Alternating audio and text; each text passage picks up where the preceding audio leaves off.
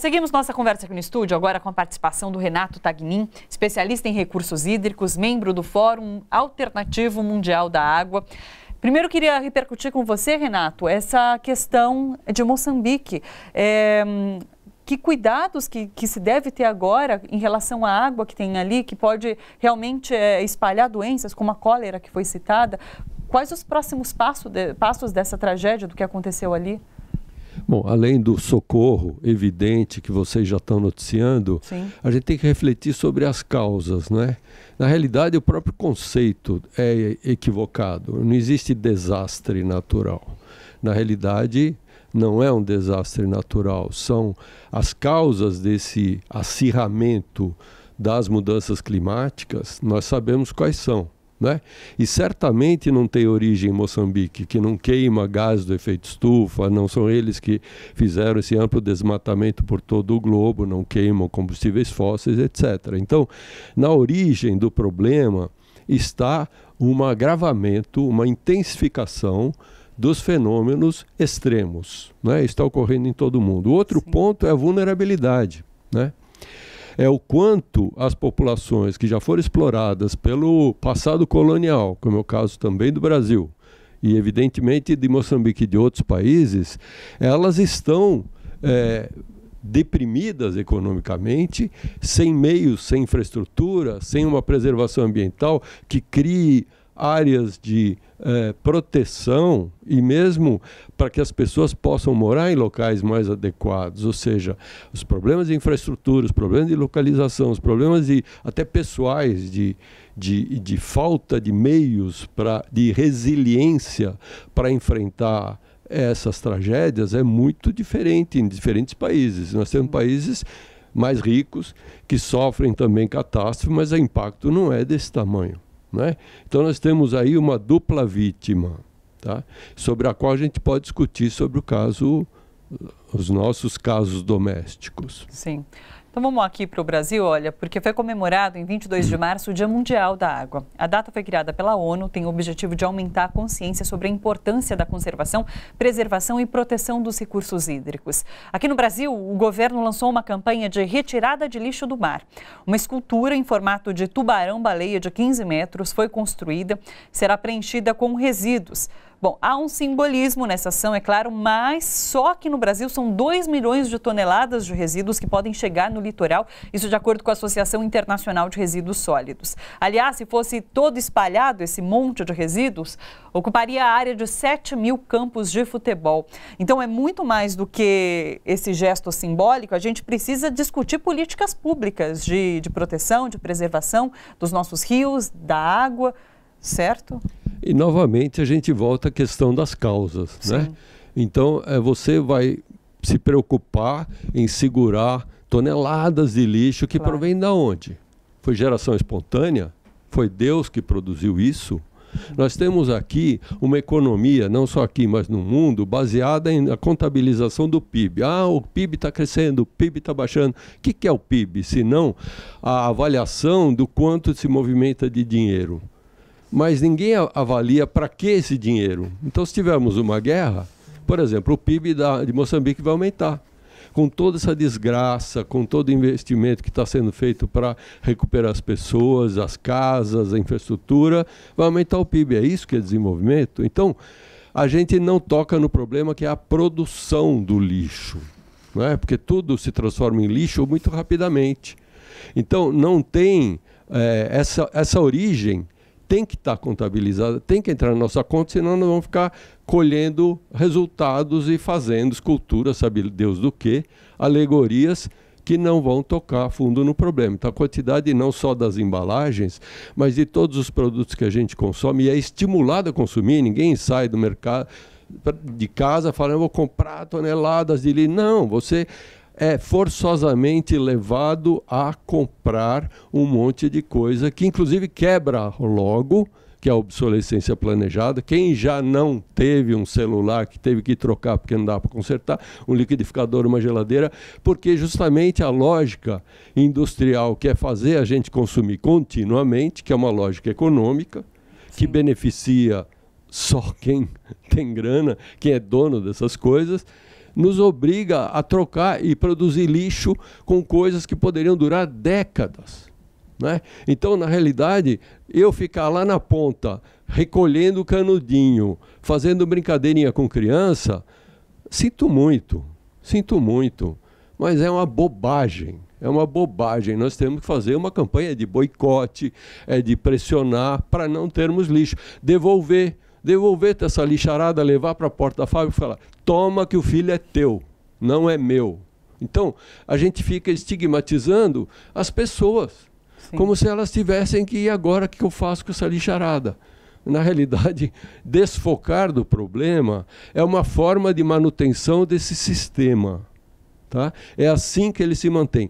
A outra coisa que o mantém são milhões gastos com publicitários premiados no exterior que nos fazem engolir com muito boa vontade o glamour de ter coisas das quais nós precisamos. Então, tem muito dinheiro investido para produzir e turbinar esse sistema, e eu não vou para a beira da praia fazer papel de mané coletando lixo, e não quero que as crianças sejam submetidas a isso. Isso é deseducar. Educar é discutir de onde vem essa tranqueira, quem é o pai da criança e como é que a gente se livra de um sistema que enriquece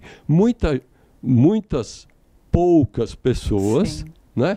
Mas deixa a conta para ser paga por todos nós. É a pior forma de socialismo, é o socialismo das perdas. Sim. Renato, soma-se essa discussão o que aconteceu em Brumadinho, porque hoje, há exatos 2 anos, a barragem rompeu em Brumadinho, e hoje a gente tem informação de que a lama de rejeitos chegou ao Rio São Francisco, contaminou há 2 meses, eu falei acho que há 2 anos, 2 meses, há 2 meses a barragem rompeu e Brumadinho foi inundado então por essa lama de rejeitos, e agora atingindo o Rio São Francisco. É importante a gente, nessa data que marca Dia Mundial da Água, mês que se discute a água e que se conscientiza sobre a água, falar de Brumadinho também, que o problema está ali na origem. Com certeza, e a origem está também numa escolha do país, porque as políticas são escolhas tomadas por alguns, infelizmente, né? E que leva o Brasil a ser colônia de novo. Ou seja, nós engatamos a marcha ré e aceleramos. O Brasil volta a ser aquele Brasil colônia, em alta velocidade, que exporta produtos primários. Minério bruto, sem processamento, sem beneficiamento, sem valor agregado, sem gerar emprego, gerando emprego no exterior, vendido por um baixíssimo preço. E depois, quando precisarmos dos produtos a serem feitos, por exemplo, com ferro, com aço, que é exportado, nós vamos pagar um dinheiro enorme. E a degradação ambiental fica aqui. Ou seja, hello, qual é a vantagem que estamos levando nisso? E uns poucos ganham, dizendo que o agro é isso, o agro é aquilo, o ogro é isso, o ogro é aquilo, e com perdão da expressão, nós estamos sendo embromadinhos. Coitado de Brumadinho, coitados das cidades que têm essas bombas relógio em cima de suas cabeças. Sim. Essa questão de Brumadinho ter atingido o Rio São Francisco é muito preocupante, porque, se eu não me engano, em Mariana, a água do Rio Doce continua com resíduos. Aí vem a cadeia de efeitos, sim, né? A partir dessas causas, que são a lucratividade crescente dessas grandes empresas internacionais, que têm aqui dentro seus corretores, são os governantes, são corretores da venda ou aluguel dos bens públicos e bens nacionais, a gente tem a cadeia de efeitos que não para de atingir os mais vulneráveis. Então, os ecossistemas são os mais vulneráveis. Não tem um ecossistema que se representem no Congresso, a não ser com alguns valorosos combatentes, ativistas, que inclusive o Brasil é o país que mais mata ativista ambiental e de defesa de ecossistemas e populações tradicionais no planeta. É vergonhoso. Então, na realidade, quem se opõe é eliminado. Sim. Né? E nem entra na mídia, excetuando esta e poucas. Né? Ninguém entra com uma discussão. Quem foi que mandou matar? Desses crimes são né, deixados de lado. Então, essa cadeia de efeitos que está a leptospirose, em Moçambique, um risco enorme agora de cólera, né, com essas tragédias gigantescas, e existe a tragédia que é imperceptível para todos nós, porque quando a gente toma água, ninguém toma um copo d'água e cai duro, ou tem piriri imediatamente. Cada vez mais produtos químicos perigosos, metais pesados, como você falou, organoclorados, os agrotóxicos, que são para envenenar tudo e todos, incluindo o alimento. Sim. Tudo isso, eu até estava lendo um livro aqui antes de entrar, que são os efeitos na saúde humana, são gigantescos, são crônicos, são degenerativos, são neurotóxicos, produzem e incentivam problemas neurológicos, ou seja, é uma cadeia que não vai dar para dizer, foi aquela aguinha que você tomou em 1915. Na realidade, hoje nós temos cientistas muito importantes que estão estabelecendo esses nexos causais, e isso tem que chegar na imprensa para as pessoas saberem e irem cobrar não só os custos hospitalares, como vocês falaram aí, mas cobrar os custos de alteração do modelo. Sim. Porque o Brasil perde o PIB industrial, ou seja, perde a capacidade de ser indústria, como foi no passado. Não era grande coisa, mas era muito mais que hoje. E quase todo o recurso nacional provém do que é de pior, do que vendemos, do que vem da saúde e um futuro. Nós estamos perdendo a perspectiva de futuro, isso é o pior, né? É pior que o lixo que agora nos escandaliza. Sim.